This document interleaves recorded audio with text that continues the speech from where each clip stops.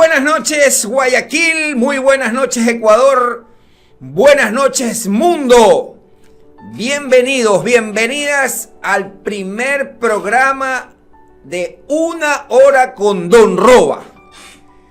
Gracias por estar presentes, por acompañarme en este nuevo proyecto que tiene, ya sabe, como necesidad transmitir información, contar historias, hacer todo lo que sanamente podamos hacer para ayudar a que la gente se identifique, para que la gente comprenda el tema de las adicciones, de los sentimientos y de diversos temas que gracias a Dios la vida y la experiencia me han podido acumular durante 30 años que llevo trabajando en lo que ustedes ya saben.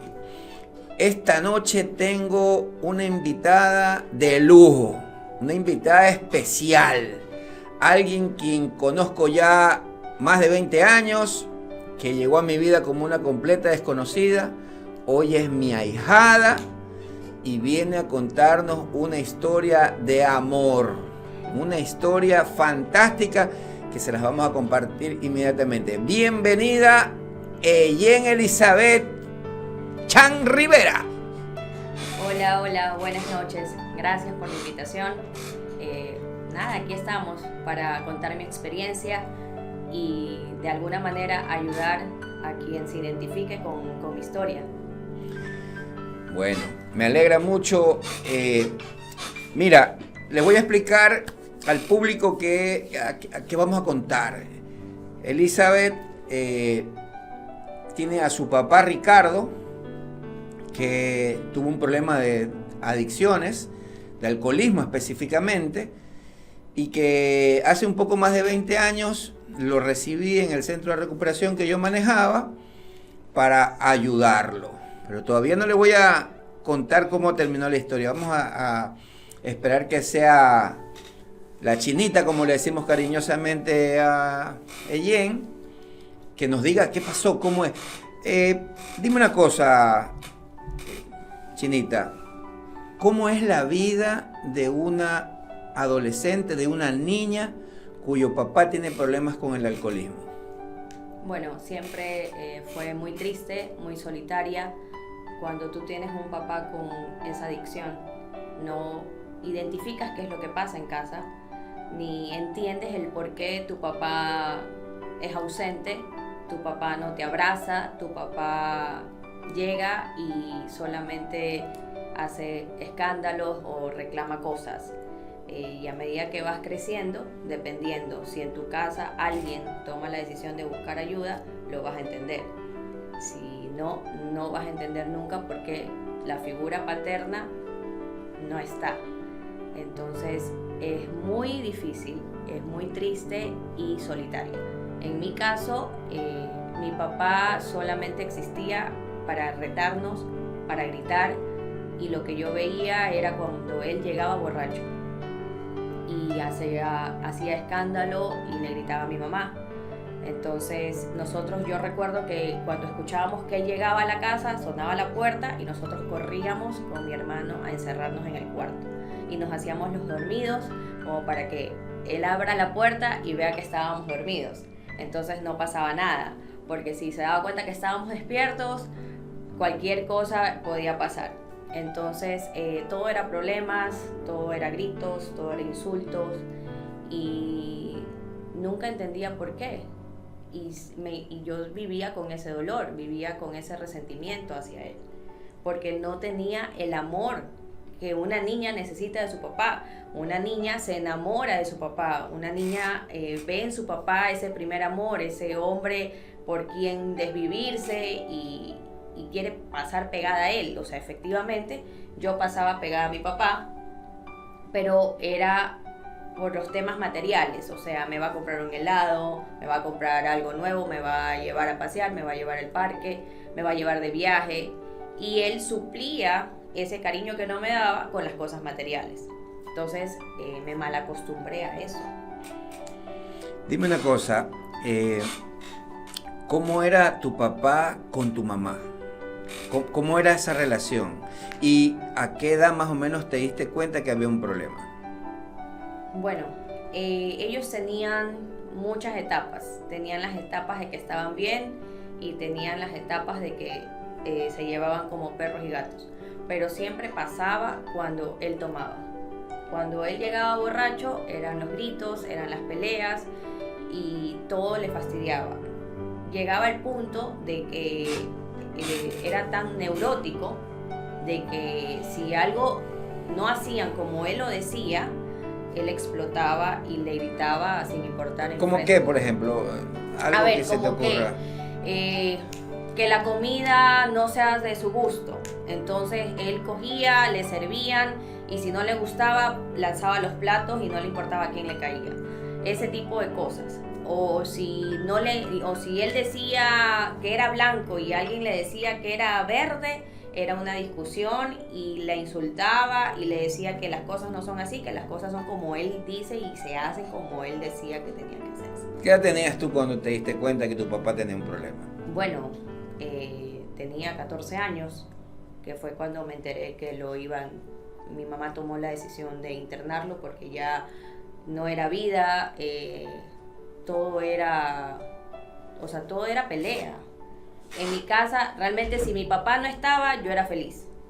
Porque como él viajaba por su profesión, su negocio, entonces cuando él estaba afuera, era una paz, era una tranquilidad, jugábamos, o sea, todo era como que bien. Él llegaba, todo era horror, terror, no salgas del cuarto, o sea, si no me ve mejor. O por si acaso lo saludaba, yo ya hice mis tareas, yo tengo todo, yo ya me bañé, o sea, por si acaso yo le decía, yo estoy casi que impecable, o sea, a mí ni me mires. Y los problemas en cambio eran con mi hermano. Con él, él era el que tenía malas notas, el que llegaba y tenían que revisarle los cuadernos, se quedaba hasta tarde estudiando, entonces a él le gritaban, a él le pegaban, y yo veía eso y yo decía, no, pues yo voy a hacer mis deberes, yo voy a estar casi que en pijama y dormida cuando él llegue a la casa, para que ni me vea, o sea, es impecable que no necesita que yo la revise. Dime una cosa, entre los 5 o 6 años y los 14, antes de que tu mamá tomara la decisión de internarlo, ¿cuáles eran tus sentimientos hacia tu papá? ¿Qué era lo que sentías? Resentimiento. Cuando fuimos a psicólogo por primera vez, ahí entendí que yo lo veía, o sea, sabía que era mi papá, pero no era por una persona que yo decía, es mi papá, lo amo. O sea, yo decía, sí, es mi papá, pero si no está, no me importa. Y podría decir que yo hasta una vez le dije que yo lo odiaba. ¿Se lo dijiste a él directamente? Sí. ¿Qué te dijo él? Sí. ¿Qué edad tenías cuando le dijiste eso? Eso fue ya cuando él estaba en la clínica. Cuando le tocó la confrontación, me acuerdo tanto que la psicóloga me dijo que yo tenía que escribirle una carta a mi papá. Y ahí yo le puse que yo lo odiaba. Que yo lo odiaba porque él nunca me había dado cariño y que era una persona que nunca me había abrazado, nunca me había dicho que me amaba, y sentía siempre ese vacío porque en el colegio siempre hay los eventos, el Día del Padre, y a veces mi papá no estaba. Entonces yo sí decía, ¿por qué mi papá no es como el de las otras niñas? ¿Por qué mi papá no me abraza? ¿Por qué mi papá no me dice, hijita, te amo, eres lo mejor que me ha pasado? O sea, a veces hasta pensé que nunca me quiso, pero con el tiempo entendí que él tenía un problema y que no sabía cómo decir que me amaba. Bueno, con el tiempo vamos a hablar después, pero te quiero preguntar, ¿tenías miedo de tu papá? ¿Le tenías miedo? Aparte del resentimiento, aparte de ese odio que dices que sentías, ¿le tenías miedo? Yo creo que sí le tenía miedo, pero más era mi rebeldía por enfrentarme a él.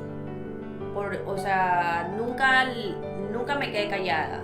Siempre si él me decía algo, a pesar de ser pequeña, yo le contestaba. Y era todo lo contrario a mi hermano. Mi hermano se ponía a llorar, pero yo era, no sé, mi carácter fue diferente y yo siempre, él me decía algo y yo le refutaba y yo peleaba con él. ¿Cómo fue el momento crucial ¿Qué pasó cuando finalmente tu mamá toma la decisión? ¿Qué la lleva a tu mamá a tomar la decisión? Porque, a ver, los adictos tienen una característica muy especial, la negación.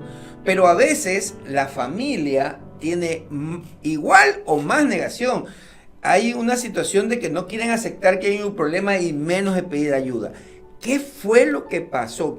¿Cuál es la parte de la historia que hace que tu mamá tome la decisión de pedir ayuda, incluso de manera involuntaria? Bueno, ya llevaba muchas semanas que mi papá tomaba todos los días y llegaba en las últimas consecuencias. Un día llegó con la cabeza partida, después perdía las cosas, no sabíamos si le robaban o las regalaba o simplemente las perdía, las botaba. Perdió mucho dinero y ya era muy preocupante. Aparte de esto, le dio por castigar mucho a mi hermano. Mi hermano es mayor a mí. Físicamente. Mi hermano lo golpeaba. Sí, mi hermano es mayor a mí por 3 años. En ese entonces yo estaba por los 13, 14 años. Entonces físicamente a él lo golpeaba. A mí nunca me puso un dedo encima porque mi mamá no se lo permitió. Pero creería yo que si ella no se hubiera opuesto, también yo hubiera recibido golpe. ¿A tu mamá? A mi mamá estuvo a punto, pero yo creo que ella por vergüenza no tomaba la decisión de buscar ayuda. Por el que dirán, jamás le dijo a mis abuelos, o sea, a sus papás, la situación que ella vivía en la casa. Siempre se trataba de fingir la familia perfecta. Que todo estaba bien. Y que todo estaba bien.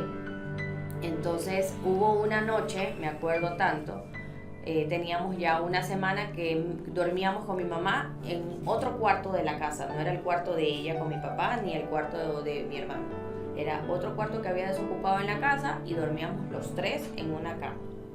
Entonces teníamos una semana durmiendo con mi mamá porque mi mamá tenía miedo que mi papá la golpeara.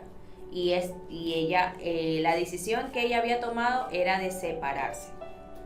Entonces, y me acuerdo tanto que ella dormía con un bate. Dormía con un bate debajo de la almohada. Entonces, yo ahí dije, ¿qué está pasando? O sea, mi mamá quiere matar a mi papá. Pero yo le decía, bótalo. O sea, ¿por qué lloras? Bótalo. Si no eres feliz, bótalo. Sepárate y bótalo. Y mi hermano... ¿Qué pasaba por la cabeza de una niña de 13 años que su mamá tiene que dormir con un bate porque su papá se ha convertido en alguien peligroso? Era horrible, porque escuchábamos que ya sonaba la puerta y era una sensación de chuzo, llegó, o sea, nos va a matar. Miedo, ahogo, ansiedad.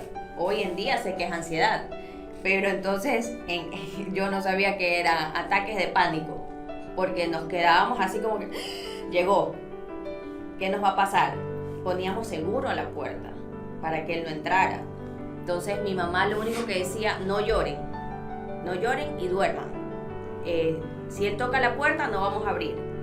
Entonces era más o menos como vivir con el enemigo. Vivías con miedo, no había tranquilidad, no había paz. Y hasta que una noche, mi papá llegó muy tomado, pero enfurecido, y tumbó la puerta y lo sacó a mi hermano, pero así casi que de los pelos, y le dijo, no sé qué hacen durmiendo aquí, y lo sacó y se lo llevó al cuarto donde mi hermano debería dormir, y a mi mamá la cogió del brazo muy fuerte y se la llevó al cuarto donde ella tenía que dormir con él. Y al día siguiente ella dijo, no, yo tengo que buscar ayuda porque nos va a matar.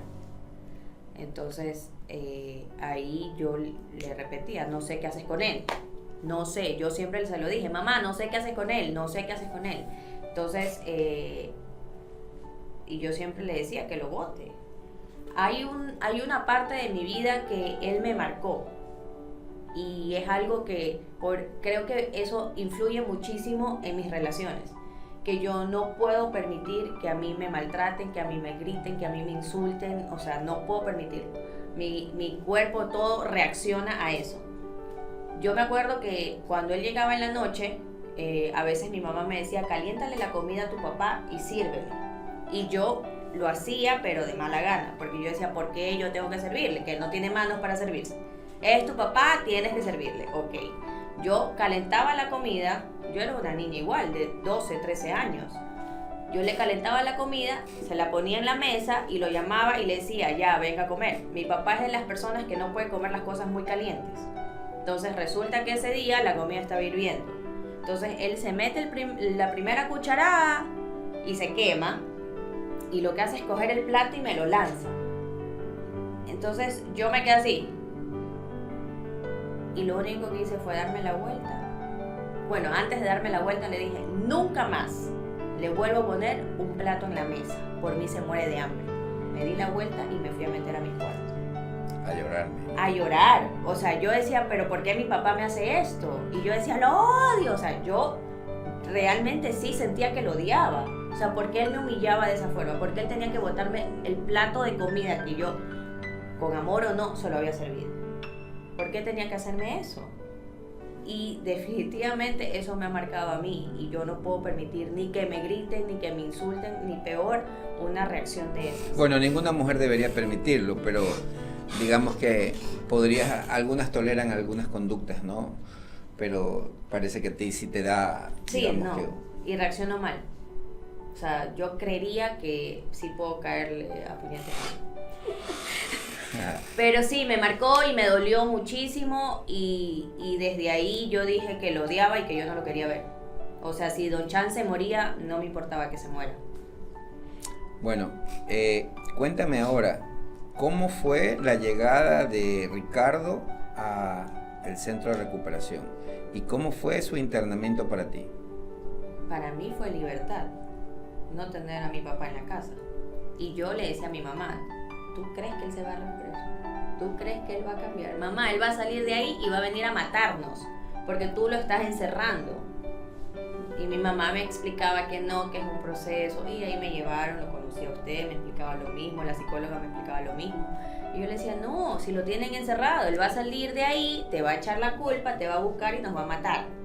Entonces, la verdad es que yo nunca creí que él se iba a recuperar. ¿No creías? No. ¿Cómo fue cuando salió? ¿Cómo reaccionó él? Bueno. Previamente, discúlpeme, cuéntame cómo fue la confrontación, ese evento que la familia lo ve por primera vez y que se tienen que decir las cosas en la cara. ¿Cómo fue para ti eso? Sentía que estaba obligada a hacer algo que no quería. Tenía que decirle muchas cosas, pero yo decía, ¿para qué se las voy a decir si no le importa? Entonces... Claro, tú estabas viendo al de atrás. Claro. Tú no pensabas porque no creías, o sea, para ti él era el mismo monstruo de siempre. Así es, el mismo monstruo al quien yo le decía papá. Entonces para mí él nada más había estado encerrado ahí 3 meses, fuera de la casa. Yo era feliz porque no estaba en la casa, pero no significaba que yo creía que él iba a cambiar o iba a mejorar o iba a tener un nuevo papá. Ya, esa idea no la tenía en mi cabeza. Para mí era el mismo señor a quien yo iba a ver después de 3 meses y que yo decía, bueno. Pasaron 3 meses, fue la confrontación, él pidió perdón, no estaba bravo. No. Llegó a la casa y ¿quién cambió rotundamente? ¿Cómo fue? Bueno, en la confrontación me dijo que me amaba, nunca me había dicho que me amaba, fue la primera vez que lo escuché decir, hijita, yo te amo. Me pidió perdón y yo le dije que lo odiaba. Ese día él lloró muchísimo porque fue la única que le dijo que lo odia. O sea, la verdad. Sí, la verdad. Yo le decía que lo odiaba, que yo nunca había tenido un papá y que si tenía que recuperarse, que se recupere. Pero que él había perdido una familia y que había perdido a su hija. Entonces, ¿fuiste dura? Sí. Muy dura. No todo el mundo tiene ese valor de decir, bueno, tú lo sentías. Yo. Bueno, te quiero agradecer, Elizabeth, por habernos contado tu historia, por haber abierto tu corazón, me hiciste llorar. A pesar de que yo ya te he escuchado, a pesar de que yo ya he llorado contigo, pues no puedo dejar de decir que hablas con tanto amor de tu padre que imposible estar a metros de ti y no llorar. Para culminar, para que ustedes entiendan, Ricardo llegó a la clínica que yo manejaba hace 22 años. Ricardo siempre fue un hombre duro, un hombre callado, era mal genio, pero yo soy, primero que nada, admirador de su recuperación. Hemos tenido una infinidad de ejemplos a través de los años. Carlos José, quien tiene una historia fantástica, el rey de la cantera, una historia fantástica, y hay un montón de historias que ya todas se las vamos a contar. Una hora con Don Roba va a estar llena de anécdotas, de historias, lo que a la gente le encanta, ¿no? Entonces, vamos a tener mucho de eso en Paparazzi, perdón, en Una Hora con Don Roba. Pero la historia de Ricardo no deja de ser, para mí, una de las mejores historias que yo he podido ver. Les voy a contar brevemente. Después de que Ricardo sale, que no tiene de inmediato el amor ni de su hija, yo pienso que la mamá de la chinita es una mujer extraordinaria que amó a ese hombre en sus peores momentos y que pues decía, oiga, pero me decía a mí compadre, porque fui padrino de la graduación de la chinita, compadre, dice, pero su amigo no cambia. Su amigo sigue mal genio. Y yo le decía, ay, Eyen, le digo, si usted lo amó cuando no lo merecía, pues lo menos que puede hacer es ahora que le tocan las maduras, ya espérese un poquito más. Esto es con el tiempo, hay que tener paciencia. Ay, es que a veces no lo aguanto, dice. En todo caso, Ricardo pasa por un sinnúmero de situaciones y por razones de la vida, ese negocio quiebra y queda endeudado con una enorme cantidad, no voy a decir el valor, pero una enorme cantidad de dinero a proveedores de un país extranjero. Cualquier guayaco de los que yo conozco, el 90% de los guayacos que yo conozco, sencillamente hubiera hecho lo que hizo Ricardo, pero solo la mitad. ¿Qué hizo Ricardo? Se fue a los Estados Unidos a trabajar no para mantener a su familia, para pagar la deuda de gente que vivía en el extranjero. Y voy a decir, $50,000 debía Ricardo en la ciudad de Panamá a unos proveedores turcos. Una historia que Ricardo algún día nos va a venir a contar. Pero imagínate, se fue a los Estados Unidos a trabajar de tal manera que él estaba en los Estados Unidos, nadie lo hubiera podido perseguir. Así es. Ya la recuperación había tomado cuerpo dentro de Ricardo y le produjo un estoicismo de valores. Él dijo, me voy, trabajo, pero yo tengo que honrar esa deuda. Ahí tú te das cuenta que el tipo ya no era el borracho irresponsable que fue algún día. Los principios de la recuperación tomaron ese cuerpo y él decidió trabajar de noche y día durante un montón de años hasta pagar absolutamente el último centavo, ¿verdad? Viviendo en los Estados Unidos, ha logrado ya su residencia, su esposa también tiene residencia.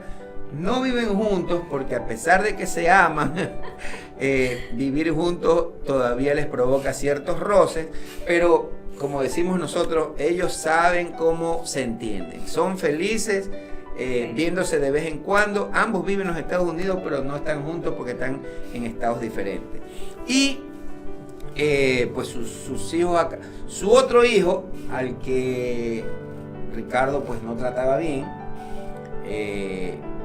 vive en los Estados Unidos también, tiene varias profesiones, gana muy bien, tiene una esposa gringa, tiene una excelente relación con su papá, una excelente relación con su familia. También pudo perdonar. Sí, también perdonó y le va muy bien en la vida. En todo caso, pienso que Ricardo me permite decir que la recuperación existe, que es posible, que la gente que un día toma la decisión de dejar de consumir sustancias, pero que además comienza a inyectar valores dentro de sí, independientemente de que la vida suele ser de altas y bajas, adoptar y adaptar esos valores a la personalidad hace que al final de las vidas podemos decir que Ricardo es un triunfador. Y no vamos a decir qué mayor triunfo que después de haberse equivocado tanto, provocarle un resentimiento y hasta un odio a su hija, que esa misma hija que un día le dijo en su cara te odio, hoy le dice que su papá es su héroe. ¿Verdad, Chinita? Así es. Un mensaje para tu papá. Un mensaje para mi papá. Que lo amo, que es mi vida y que siempre voy a estar ahí cuando él me necesite. Y que gracias, porque todo definitivamente te enseña y las experiencias fueron necesarias. Muy bien. Yo voy a hacer un pequeño análisis ahora ya desde el punto de vista de las adicciones, ¿verdad? El alcoholismo es una enfermedad crónica, insidiosa y mortal, porque como es una droga legal, a nadie le prohíben beber, a nadie lo meten preso por andar con una botella de cerveza, que por cierto, nosotros en el Ecuador vivimos una, digamos que hay una actitud general, social, de aplausos hacia el licor, ¿no? Que hace que la situación se vuelva peligrosa para especialmente los jóvenes. Imagínate que en el Ecuador nosotros no decimos cerveza, trago, decimos cervecita, bielitas. Bielita. El sol está para una biela. Para una bielita, no digas biela porque la tratas mal. Ah, ya, bielita. Imagínate que en el Ecuador, lamentable y dolorosamente, la gente que tiene una gran cantidad, un gran poder para beber bastante es aplaudida. Mírala esa señora cómo toma, al marido lo dobla. Mi respeto, me saco el sombrero. Como que si embrutecerse con licor sería de aplausos. En todo caso, más adelante vamos a hablar sobre muchísimos temas, ¿verdad? Sobre el alcoholismo, sobre las adicciones, pero básicamente lo que más vamos a tener es estas historias de amor, porque esta es una historia de amor, no entre un hombre y una mujer como pareja, sino entre un padre y una hija, que personalmente toda la vida me ha marcado, me ha llenado de orgullo haber de alguna manera formado parte de ese proceso de Ricardo que llevó a Ellen a mejorar su vida en todos los sentidos de la vida. Quiero agradecer a Ricardo por su recuperación, por su amistad, y a todos los que nos están viendo. Si ustedes cuando vean el programa en las redes sociales pueden hacer preguntas, pueden dejar abierto temas, me encantaría que le den like a las publicaciones, pero especialmente que si tienen algo que aportar lo hagan a través de un mensaje, por interno, por externo, como sea. Gracias, Elizabeth. Gracias. Esta es una historia del amor verdadero de un padre y una hija. Y si te sientes identificado, coméntalo, quizás te puedan ayudar. Gracias a todos por visitarnos. Una hora con Don Roba.